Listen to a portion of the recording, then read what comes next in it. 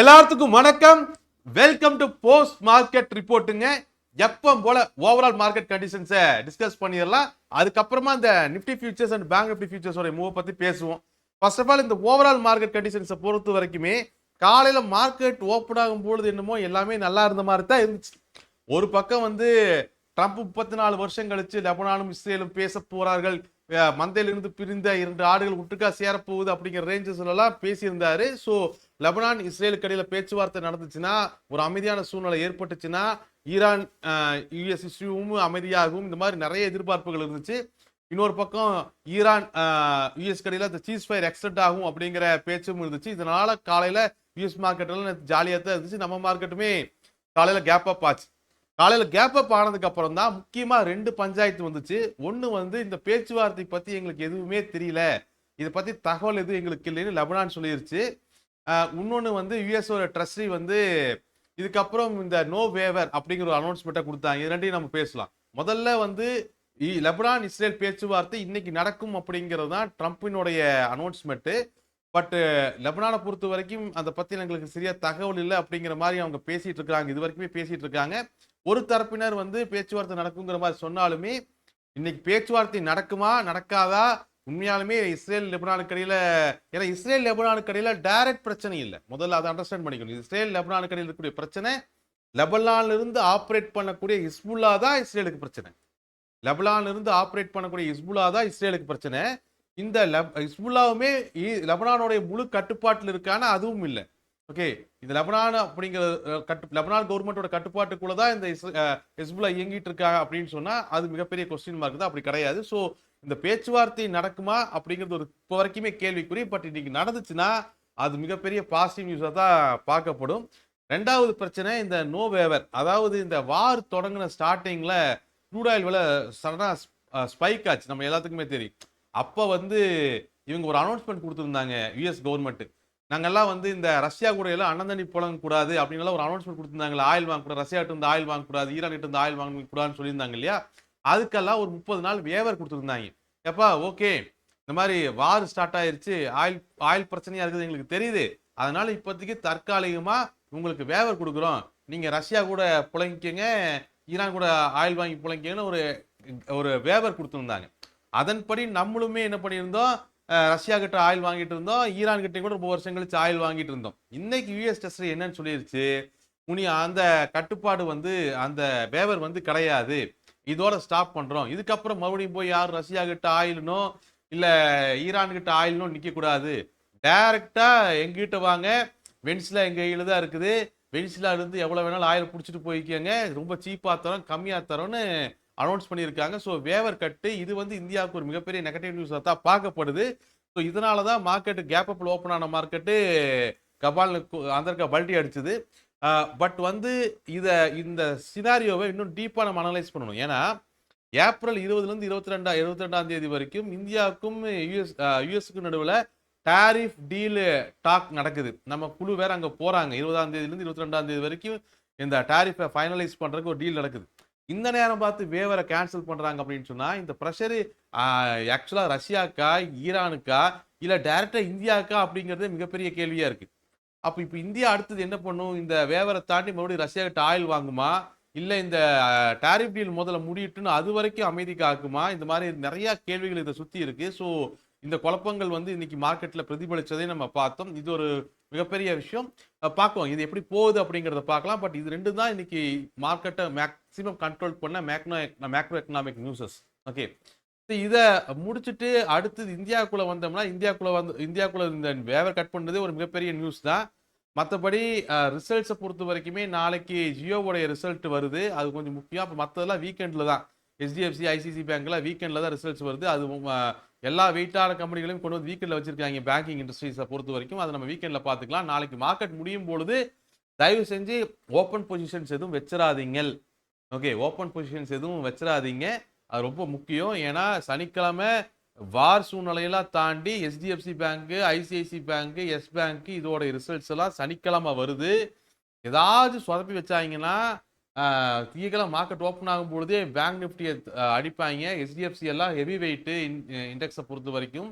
So அதனால நாளைக்கு எக்காரணத்தை கொண்டு ஒரு பக்கம் வாரு, இன்னொரு பக்கம் பீஸ் ஸ்டாக்கு, இன்னொரு பக்கம் ரிசல்ட்ஸ்னு பலமுனை தாக்குதல்களை ஈரான் மாதிரி நம்மளும் சுமந்துக்கிட்டு இருக்கோம். ஸோ கேர்ஃபுல்லாக கையாளணும். இதுல வந்து இப்போ யுஎஸை பொறுத்த வரைக்கும் அவங்க புதுசா அந்த பேர் வச்சிருக்காங்கல்ல, இந்த என்னது ஆபரேஷன் எக்கனாமிக் ஃபியூரியா அப்படின்னு ஒரு ஆபரேஷன் கொண்டு வந்துருக்காங்க. அதாவது என்னன்னா ஈரான் இது வரைக்கும் எப்படியோ என்னன்னா ஆயுதங்கள் மூலியமா தாக்கிட்டு இருந்தாங்க. ஈரானை வந்து ஆயுதங்கள் மூலியமா யுஎஸ் தாக்கிட்டு இருந்துச்சு. ஈரான் தொடர்ந்து அதைய தாக்கு பிடிச்சிச்சு. திருப்பி அடிக்கிறது அப்படிங்கிறது வந்து ஈரானை பொறுத்த வரைக்கும் திருப்பி அடிக்கிறதுலாம் பக்கத்தில் இருந்தவங்களெல்லாம் அடிச்சுக்கிட்டு இருந்தாங்க. யுஎஸோட பேஸ்ல இங்க இருந்துச்சு, அங்கே அடிச்சுக்கிட்டு இருந்தாங்க. பட் ஈரான் வந்து யுஎஸோடைய தாக்குதலை தாக்கு பிடிச்சிச்சு. ரெண்டாவது பொலிட்டிக்கல் சேஞ்ச் ஏற்பட்டுச்சா ஈரான்ல அப்படின்னா அதுவும் இல்லை. அதனால இப்போ யுஎஸ் என்ன பண்ணியிருக்காங்க அப்படின்னு சொன்னா ஆபரேஷன் எக்கனாமிக் ஃபியூரியை கையில் எடுத்திருக்காங்க. அதாவது ஈரான் மேல தாங்க முடியாத ஒரு பொருளாதார ப்ரெஷரை கிரியேட் பண்றதுதான் இந்த ஆபரேஷன். அதுல ஒரு பகுதி தான் யுஎஸோட நேவி வச்சு ஈரானுக்குள்ள எந்த கப்பலும் போகக்கூடாது, ஈரான் போட்டுருக்கு அப்படின்னு சொல்லி அங்கிருந்து இது வெளியே வரக்கூடாதுன்னு கோஸ்டல் ஏரியாவில் ஒரு யுஎஸ் நேவி வச்சு ஒரு பிளாக்கெட் கிரியேட் பண்ணாங்க. இந்த வேவரை இன்னைக்கு கேன்சல் பண்ணுறதுமே அதனுடைய ஒரு பகுதி தான். இந்த வேவரை கேன்சல் பண்ணுறது மூலியமா ஈரான் ஆயில யாரும் வாங்க முடியாத ஒரு சூழ்நிலை வரும். பட் ஈரான் மேலேயும் ப்ரெஷரு, இந்தியா மேலேயும் ப்ரெஷரு, ரஷ்யா மேலேயும் ப்ரெஷரு அப்படின்னு ஒரே கல்ல 4 மாங்காய இந்த ஆபரேஷன் எக்கனாமிக் ஃபியூரி மூலியமா யுஎஸ் ட்ரை பண்ணுது. ஆனா இந்த விஷயத்தை பொறுத்த வரைக்குமே ட்ரம்ப்பை பொறுத்த வரைக்கும் உலக அளவில் இன்னுமே வில்லனா மாறிட்டு இருக்காரு அப்படின்னு தான் சொல்லணும். ஏன்னா முக்கியமா பாத்தீங்கன்னா ட்ரம்ப்போட ரொம்ப க்ளோஸா மூவ் பண்ணிக்கிட்டு இருந்த இட்டாலி பிரைம் மினிஸ்டரும் கூட இந்த போப்போட இஷ்யூல ட்ரம்ப் பேசின வார்த்தைகள்னால கொஞ்சம் இட்டாலி வருத்தத்தில் இருக்கு. ஸோ நிறைய யூரோப்பியன் நாடுகள் வந்து விலகிட்டு இருக்கிறது நம்ம பார்க்குறோம். மேற்கொண்டு சீஸ்ஃபயர் எக்ஸ்டெண்ட் ஆகுமா, 2ஆம் கட்ட பேச்சுவார்த்தை தொடங்குமா, லெபனானுக்கும் இஸ்ரேலுக்கு நடுவில் இன்னைக்கு பேச்சுவார்த்தை நடக்குமா, இந்தியா மறுபடியும் ரஷ்யா கிட்ட ஆயில் வாங்குமா, இந்த மாதிரி நிறைய கேள்விகளோட மார்க்கெட்டும் குழப்பத்தோட எங்க தொடங்குச்சோ அதே இடத்துல வந்து இன்னைக்கு முடிச்சிருக்காங்க. டெக்னிக்கலா பெரிய சேஞ்சஸ் இல்லை. நேற்று எங்க முடிச்சாங்களோ அதே இடத்துல தான் இன்னைக்கு முடிச்சிருக்காங்க. இன்னைக்கு ஒரு கேப் அப் அங்கிருந்து ஃபால்னு நேற்று க்ளோஸ் ஆனதுக்கும் இன்னைக்கு க்ளோஸ் ஆனதுக்கும் பெரிய டிஃபரன்ஸ் எல்லாம் இல்லை. பட் மார்க்கெட்ல இந்த மாதிரி எந்த ஒரு சூழ்நிலை எப்படி நடந்தாலுமே தயவு செஞ்சு மார்க்கெட்டை டிசிப்ளினா ஹெட்ஜிங் எடுத்து வேல்யூவில் மூவ் பண்ணுங்க. மற்றபடி நம்ம வேல்யூ இப்போ டிஸ்கஸ் பண்ணிடலாம். வேல்யூ பொறுத்த வரைக்கும் இன்னைக்கு காலையில் மார்க்கெட் கேப் அப் ஓப்பன் ஆச்சு. ஓப்பன் ஆன உடனே 24,362 சொல்லக்கூடிய அந்த இன்ட்ராடே ரெசிஸ்டன்ஸ் கீழே மார்க்கெட்டை முதல்ல பிஎஸ் புஷ் பண்ணாங்க. புஷ் பண்ணதுக்கு அப்புறம் இங்க பெரிய சிக்கல் இருந்துச்சு. என்னன்னா நம்ம லெவல்ஸ் டெய்லி டிஸ்கஸ் பண்றோம். 24,332 அப்படிங்கிறதும் ஒரு monthly resistance, monthly value, monthly. அதே மாதிரி 24,282 அப்படிங்கிறதும் மந்த்லி ரெசிஸ்டன்ஸ்.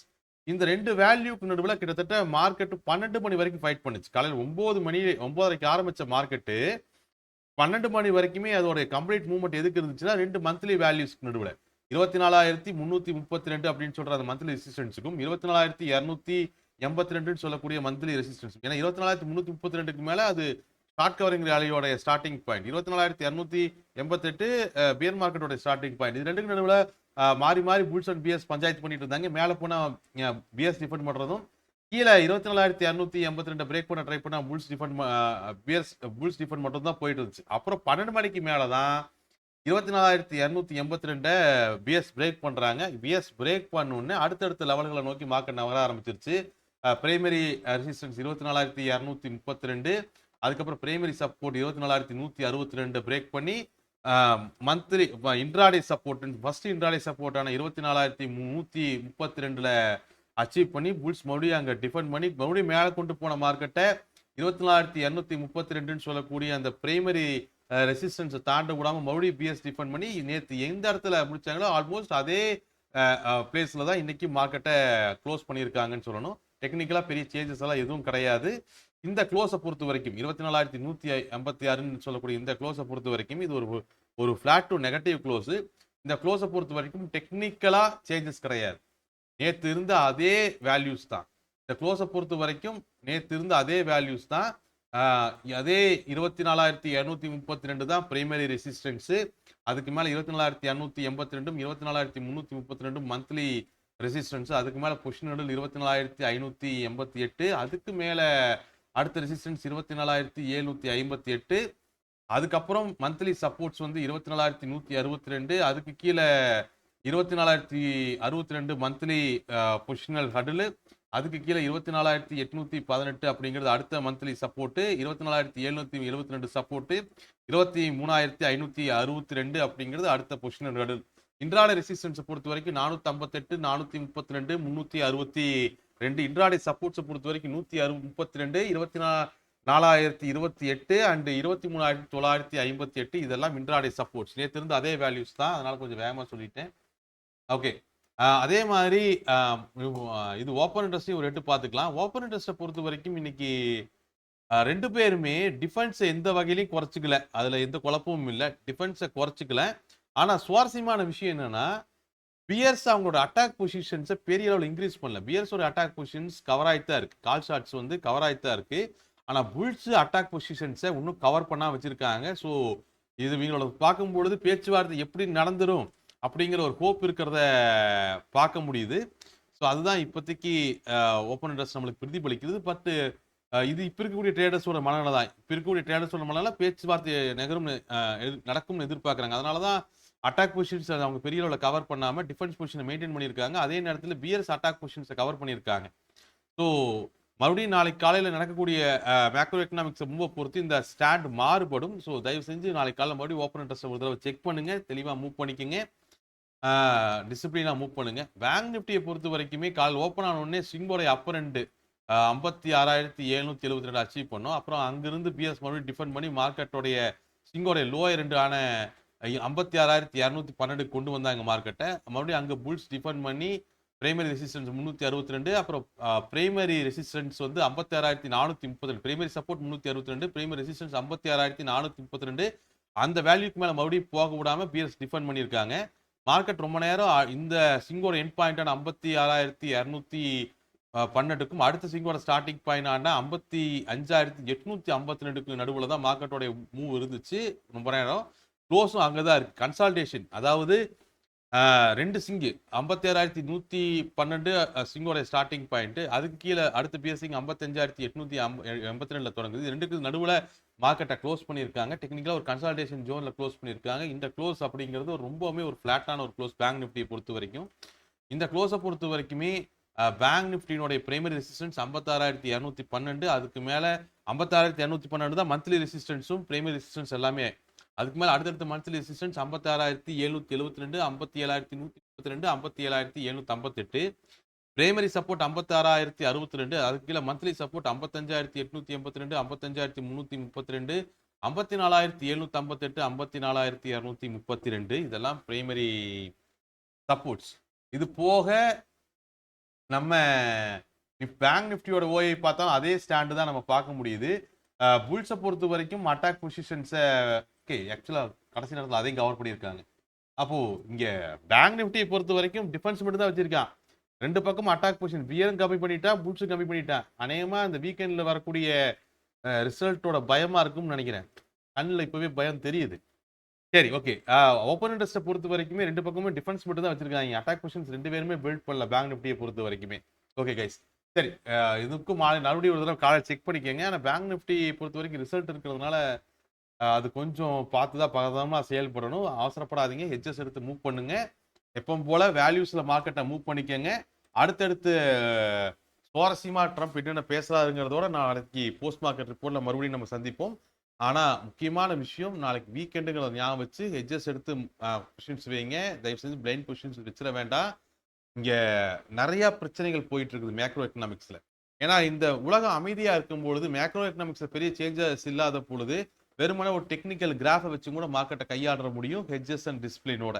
ஆனால் இந்த மாதிரியான மேக்ரோ எக்கனாமிக்ஸ் ரொம்ப ஹாட்டாக இருக்கும் பொழுது லெபனான் என்ன சொல்லும், ஈரான் என்ன சொல்லும், ஹிஸ்புல்லா என்ன பண்ணும், ரஷ்யா என்ன சொல்லும், ட்ரம்ப் என்ன சொல்லுவாருன்னு ஏகப்பட்ட கேள்விகளுக்கு மார்க்கெட்லையும் யாருக்கு பதில் தெரியாது. அவன் அடுத்தடுத்து வரக்கூடிய நியூஸுகளை பேஸ் பண்ணி தன்னோட மனநிலையை சேஞ்ச் பண்ணிக்கிட்டே இருப்பாங்க. நம்மளுமே அடிக்கடி அவன் பண்ணுவான், அவன் கோடிக்கணக்கில் பணம் வச்சிருக்கான் ஒரு எஃப்ஐஎஸ் எல்லாம். நம்ம மாதிரி டீட்டெயிலர்ஸ் பண்ணும் பொழுது நிறைய நேரங்களில் மாட்டிக்குவோம். காலுக்கு புட்டுக்கும் காலுக்கும் மாறி மாறி புஷிங் பண்ணிக்கிட்டு இருந்தீங்கன்னா, அதனால நம்ம ஹெட்ஜஸ் எடுத்து ஒரு வேல்யூஸ்ல ஸ்டேபிளா மூவ் பண்ணிட்டோம்னா கரெக்டா இருக்கும். ஸோ மறுபடியும் நாளைக்கு போஸ்ட் மார்க்கெட் ரிப்போர்ட்ல மீட் பண்ணலாம். Thank you guys.